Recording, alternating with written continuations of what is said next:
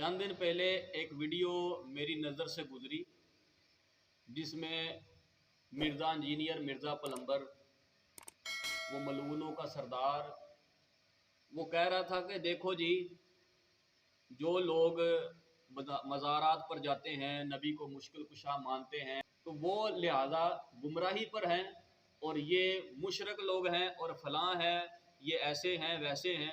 بڑی اس نے تنقید کی اور آیت کیا سنائی ہے۔ اب میں آپ کے سامنے وہ آیت بھی سناتا ہوں تاکہ بات کھل کر سامنے آ جائے۔ اس نے سورۃ النحل پارہ 14 کی آیت نمبر 20-21 پڑھی، اور اس میں کیا ہے؟ والذین یدعون من دون اللہ لا یخلقون شیئا وہم یخلقون۔ ترجمہ سنیں اب ذرا۔ اب بعد میں بتاتا ہوں کہ اس نے اس آیت کو کیسے نبیوں پر اور اولیاء کرام پر چسپاں کیا۔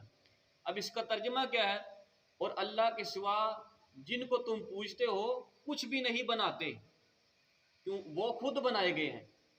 اب یہ اس نے ترجمہ کہا کہ دیکھو جی، جن کو تم پوجتے ہو یہ تو کچھ بھی نہیں بناتے، یہ تو خود بنائے گئے ہیں۔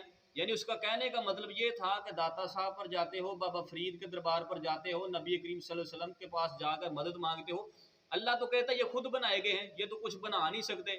اپنے سے اس نے یہ ڈیوائیڈ کر دیا آگے سے کہ یہ تو مکھی کا پر بھی نہیں بنا سکتے، یہ تو کچھ بھی نہیں بنا سکتے۔ یہ دیکھو رب کیا کہہ رہا ہے، اور تم ان سے مدد مانگتے ہو۔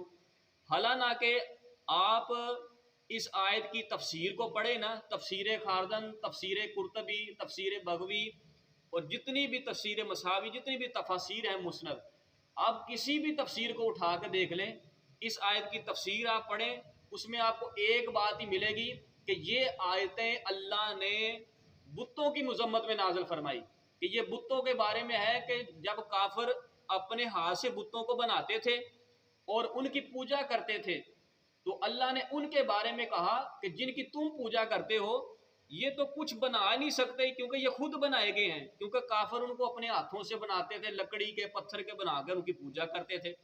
تو یہ لوگ، ان کے بارے میں رب نے کہا ہے کہ جن کو تم پوجتے ہو یہ کچھ بھی نہیں بنا سکتے۔ اب رہی بات کہ کیا ولی کچھ دیتے ہیں یا نہیں دیتے ہیں، کیا وہ زندہ ہے یا نہیں ہے، تو قرآن نے اس مسئلے کو بھی حل فرمایا۔ کیا فرمایا؟ فرمایا وَلَا تَقُولُوا لِمَن يُقْتَلُ فِي سَبِيلِ اللَّهِ أَمْوَاتٌ بَلْ أَحْيَاءٌ وَلَٰكِن لَّا تَشْعُرُونَ۔ میرا رب فرماتا ہے کہ جو اللہ کی راہ میں مارے جائیں انہیں مردہ نہ کہو، وہ زندہ ہے، بس تمہیں شعور نہیں ہے۔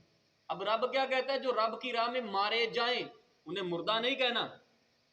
اب اس سے پتہ چلا کہ جو نبی ہیں وہ رب کی راہ میں دنیا سے گئے ہیں، جو اولیاء ہیں وہ رب کی راہ میں دنیا سے گئے ہیں۔ رب کہتے ہیں مردہ نہیں کہنا، وہ زندہ ہے، تمہیں شعور ہی نہیں ہے۔